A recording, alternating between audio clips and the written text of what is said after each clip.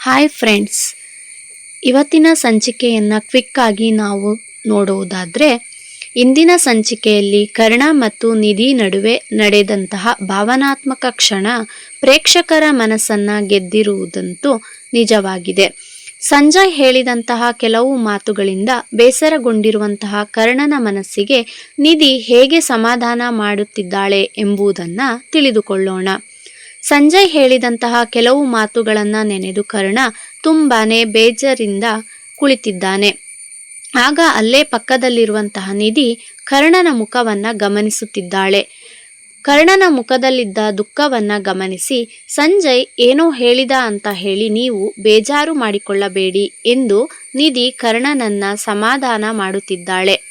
ಆಗ ಕರ್ಣ ದುಃಖದಿಂದ ನಿಧಿಗೆ ಹೇಳುತ್ತಿದ್ದಾನೆ, ನಮ್ಮವರು ಅಂತ ಅಂದುಕೊಂಡವರಿಂದ ಇಂತಹ ಮಾತುಗಳನ್ನು ಕೇಳಿ ಕೇಳಿ ನನ್ನ ಮನಸ್ಸೇ ಕಲ್ಲಾಗಿ ಹೋಗಿದೆ ನಿಧಿ ಅಂತ ಹೇಳಿ ಕರ್ಣ ನಿಧಿಗೆ ಹೇಳುತ್ತಿದ್ದಾನೆ.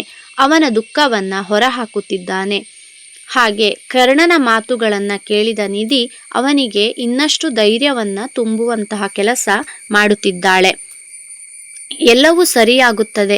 ಆ ರಮೇಶ್ ಅಂಕಲ್ ಸಂಜಯ್ ಮನಸ್ಸಿನಲ್ಲಿ ನಿಮ್ಮ ಬಗ್ಗೆ ಇಲ್ಲಸಲ್ಲದ ದ್ವೇಷವನ್ನು ತುಂಬಿದ್ದಾರೆ. ಅದಕ್ಕಾಗಿ ಅವನು ಹೀಗೆ ಆಡುತ್ತಿದ್ದಾನೆ. ನೀವು ಯಾವುದಕ್ಕೂ ಬೇಜಾರು ಮಾಡಿಕೊಳ್ಳಬೇಡಿ ಎಂದು ನಿಧಿ ಕರ್ಣನಿಗೆ ಹೇಳುತ್ತಿದ್ದಾಳೆ. ನಿಧಿಯ ಮಾತುಗಳನ್ನು ಕೇಳಿದಂತಹ ಕರ್ಣನ ಮನಸ್ಸಿನ ಭಾರ ಸ್ವಲ್ಪ ಕಡಿಮೆಯಾಗುತ್ತಿದೆ.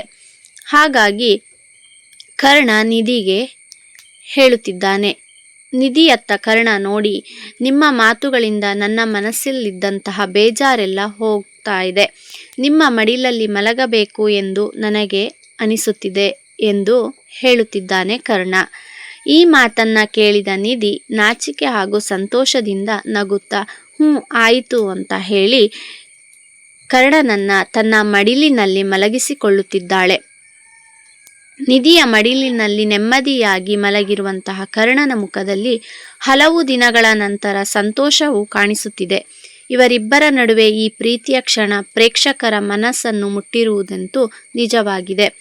ಕರ್ಣ ಮತ್ತು ನಿಧಿಯ ಈ ಸುಂದರ ಕ್ಷಣ ಮುಂದಿನ ದಿನಗಳಲ್ಲಿ ಅವರ ಸಂಬಂಧವನ್ನು ಇನ್ನಷ್ಟು ಗಟ್ಟಿಗೊಳಿಸುತ್ತದೆಯೇ?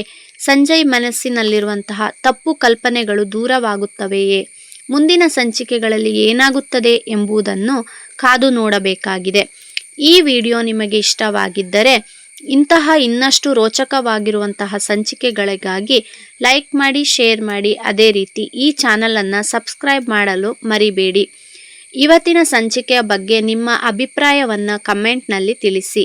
Thank you for watching.